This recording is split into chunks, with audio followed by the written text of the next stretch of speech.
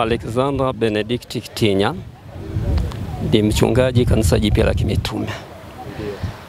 Ukweli ni kwamba katika miaka mitano ya uongozi huu tulionao ni kwamba nimeweza kuona mageuzi makubwa sana.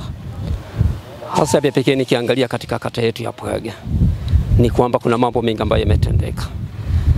Nikiangalia hasa cha kwanza ninachoanza nacho ni kwa ajili ya kituo cha afya, ambapo kipindi hicho cha miaka iliyopita tulikuwa na zahanati, lakini kwa kweli katika huduma ilikuwa ni ngumu sana. Lakini kwa sasa hivi baada ya kuona kwa kweli tumepata kituo cha afya, ni kwamba mambo mengi ambayo yanatendeka sasa hivi kwa ajili ya kukomboa watu katika safari za kuelekea kule Mpwapwa. Maana kila wakati wajawazito na nini basi ni kwamba tayari walikuwa wanaathirika au hata kufa kwa ajili ya urefu wa safari kuelekea kule Mpwapwa. Lakini sasa hivi ninavyoona kwa kweli ni kwamba mambo mengi yanayotendeka yamefupishwa katika kituo hiki cha afya hapa Pwaga. Hilo tu kwa kweli nashukuru. Na vya pekee lingine ni kwamba nimeona kuhusu habari ya ambulance ambayo kwa kweli ilikuwa tayari watu wanatoka hapa kukodi magari kwa bei na gari na hatimaye kuweza kukimbizwa kuelekea kule Mpwapwa na sehemu za Dodoma. Lakini naona mpaka sasa hivi kwa kweli tunayo ambulance katika kituo chetu, inasaidia vya pekee mambo makubwa sana kuwaisha hata wagonjwa kuelekea kule hospitali kubwa kuanzia wilayani mpaka Dodoma. Hilo tu ni kwamba tunashukuru, lakini limefanyika na yeye mwenyewe. Na hatimaye ninazidi kushukuru kwa sababu tayari kuna vituo vingine ambavyo ilikuwa zahanati zimejengwa. Hasa ukiangalia Mungui kuna zahanati, ukiangalia Itende kuna zahanati, ukiangalia Idaho kuna zahanati. Tunaambatanisha hata na mabarabara pia. Idaho kwa kweli naona hata kuna barabara ambayo nimeona juzi wakati nimeenda msibani, nimeona barabara imeshaboreshwa, imekuwa ni nzuri sana. Na hatimaye hata Itende kuna barabara ambayo ni nzuri sana. Hivyo hayo yote yametendeka kwa ajili ya yeye mwenyewe Samia. Na vya pekee naona hata tukio la kupata mradi mkubwa ambayo wa bilioni 4.3 kuhusu habari ya maji.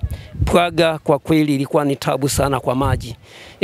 Hata walemavu tulipata shida, maana kile unapopata maji ni kwamba unapata kwa shilingi 1000 gudulia moja. Hivyo mpaka sasa hivi napata kwa urahisi sana, hata walemavu tunanufaika. Hilo tu ni tunashukuru.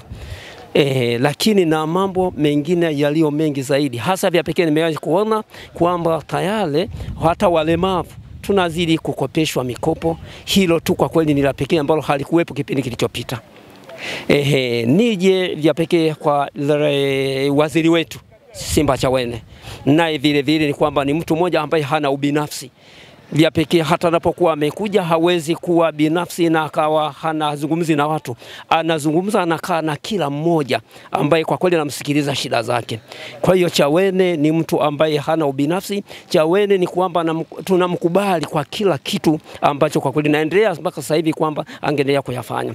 Lakini imewahi kutokea watumishi wachungaji tumewahi kuchukuliwa na kupelekwa bungeni kwa ajili ya kwenda kutembelea bungeni, lakini katika wabunge wengi waliopita hajawahi kutokea hata mwaka mmoja. Lakini tumeshuhudia kuenda bungeni watumishi wote wa makanisa yote. Hilo tu la pekee ni kwamba kwa kweli ana ujasiri wa pekee na ni mtu ambaye hana ubinafsi, lakini wengi waliopita hajawahi kufanya hilo. Tunashukuru tu kwa hilo.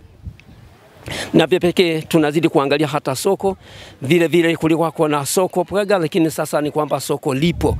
Hayo yote tukiangalia hata josho ya mifugo ni kwamba Mungui lipo na Itende wamejenga. Kwa hiyo ni kwamba wana mifugo wote wananufaika kupitia George Simbachawene